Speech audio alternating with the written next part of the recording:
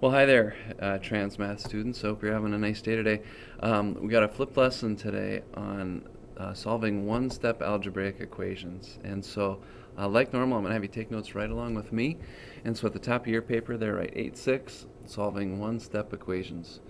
We're doing algebra today, there's no question about it. And we're going to be solving for an unknown letter, kind of like we did earlier this year.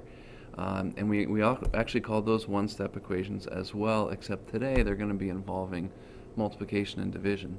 And they're going to be taking, wait for it, one step. Surprise. So first thing I want you to write there is goal. Our goal today is to get the letter by itself. To get the letter or the variable by itself. And that's really the goal of any algebraic equation is to solve for the unknown, get the letter by itself. And then below that, I want you to write a big how. How are we going to do that? And there's two prongs to this how.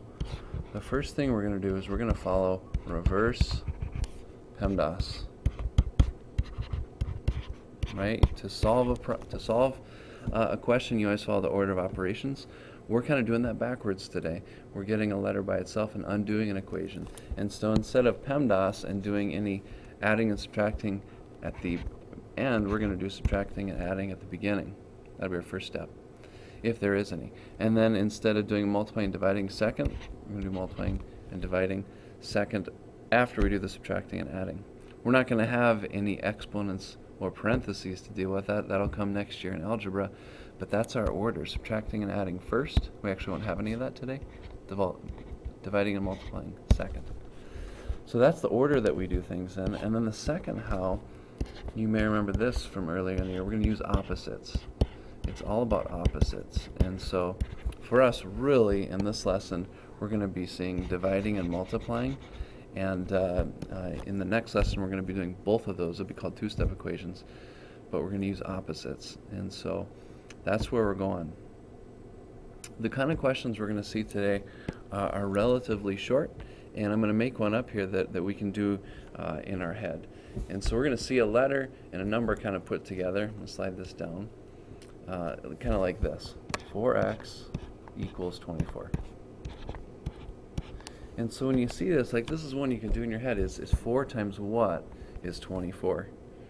All right, 4 times 6. The answer is 6 on this one. So if you didn't know that, here's what you could do. We see 4 times x equals 24. So what's the opposite of times 4? Wait, I couldn't quite hear. What was that? That's right, divided by 4. So if you divide by 4 here, and remember, whatever we do to one side, we do to the other side. So divide by 4 on this side. What this does over here is you have 4 times x divided by 4. 4 divided by 4 is just 1. So we get 1x, right? And we don't write the 1. And 24 divided by 4 is 6. And that's it. And so you can check this here. X is 6. Is 4 times 6 24? Yeah, we know it is already. Earlier this year, we did questions like this. We did 4 plus x equals 24. It was like chapter 3 of this year. All right, we won't see any of those today, actually, like I said, next time. But remember, we did opposites then, too. We did minus 4, because this is a positive 4. And then over here, we did x equals 20. So notice the similarity between those two things. This we won't see today. Right? That's just kind of a little parentheses off to the side. But a couple things organizationally that are very, very, very important for you to see. Number one, the equal signs should be straight up and down. Just like last, I know we talked about that last time we did these types of equations too. Keep the equal sign straight up and down. And then the other thing, show all your work. Just like that. Just like we did minus 4, minus 4.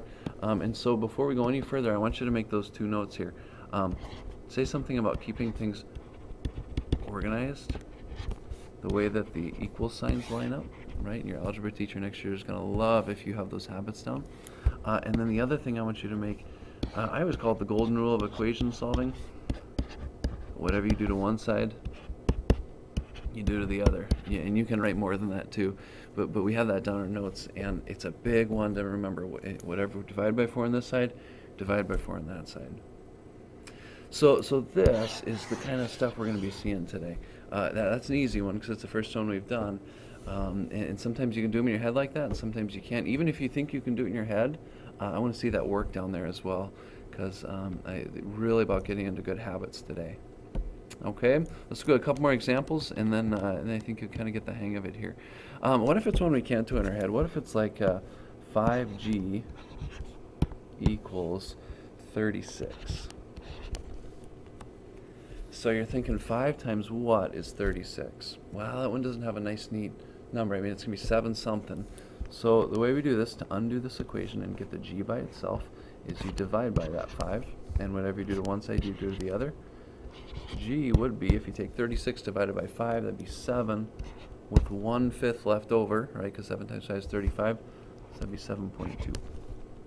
And if you're wondering if you're correct, you can always check these and take 7.2, which we're thinking is G, and put it back up there and say, okay, it's 5 times 7.2, 36, and you could pop open the calculator and check it out, and this one ends up working out. Okay, so that's the step right there. What if the number is on the other side here? And what if we've got something that looks like this? Negative, let's go this, 42 equals 6w.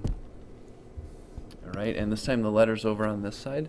Doesn't change your approach at all. You just start where the letter is. So the letter is on the left here. Now the letter's on the right. We want to get this w by itself.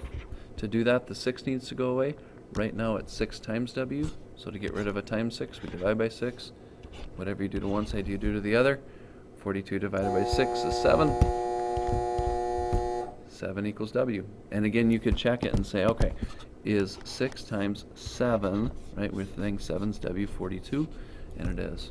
So if you see things flipped around like that, just you go to where the letter is, you start there, and you follow reverse PEMDAS, and you work with opposites. Okay, 2 more I want to show you. We spent earlier this chapter and earlier this year really learned about negatives. And so when you got negatives in here, it's just going to test and make sure that you know your negative rules as well. Next example, negative 12a equals 36. Our goal is to get the a by itself. Right now we have negative 12 times a. Right? Remember, we're going to write the dot in there. I'm just putting that in there so you can see it.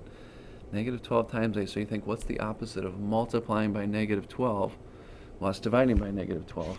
And so you divide by the whole negative 12 to make that negative go away. Whatever you do to one side, you do to the other. So divide by negative 12 over here. Over here, the negative 12s cancel, and you're left with 1a. And then positive 36 divided by negative 12. Positive divided by negatives, a negative. And that's going to end up being negative 3. So recall all the negative rules that we've learned about multiplying and dividing as you're doing these problems as well. Okay, so that's equations involving multiplication. They're also going to be involving division as well. I'm just going to write over here because I got some space. What if we've got, let's go, c over 4 equals 3.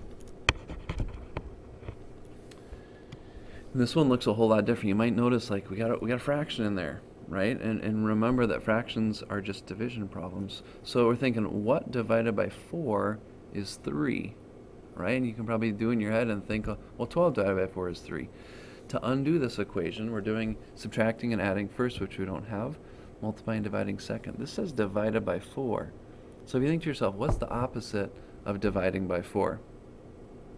Wait, I couldn't hear that again. Yeah. That's right, multiplying by 4. So to make this 4 go away, watch how I write this now. I go multiply by 4 on that side. And whatever I do to one side, I do to the other side, and multiply by 4 over here. That makes those cancel, and we have c equals 12. And like we said from the beginning, if you take 12 divided by 4, you get 3. So you can always go back and check these to make sure that you're right. All right, what I'm going to have you do right now is draw a big line right across there. And I'm going to have you try 2 of these on your own as kind of a check-in to see how you're doing. So below this, I want you to write problem A and problem B. I'm going to write these down. I'm going to have you and your table partner team up and see how we're doing. Problem A is going to be negative 4m equals negative 32. And problem B is going to be negative 40 equals 6r. So in each of these cases, solve for the unknown letter. You and your table partner team up and pause the video right now. All right, let's check in and see how you did. On that first one, you want the m to be by itself. I hope the two of you divided by -4 on each side to make that whole thing go away, leaving m equals negative divided by negative is positive. So positive snowman, +8 on that one. All right, the second one, we got -40 equals 6r. We want that 6 to go away, so hopefully you divided by 6, we get r equals a negative divided by a positive is negative, and this would be -6.6 repeating as it goes into that. Good, couple quick reminders. Equal signs line up, make sure you got those lines straight up. Letter stays on the same side, right? This one stayed over here on the right, and you're doing a good job of showing work. Okay, follow those steps all the way through, and that's it for this lesson.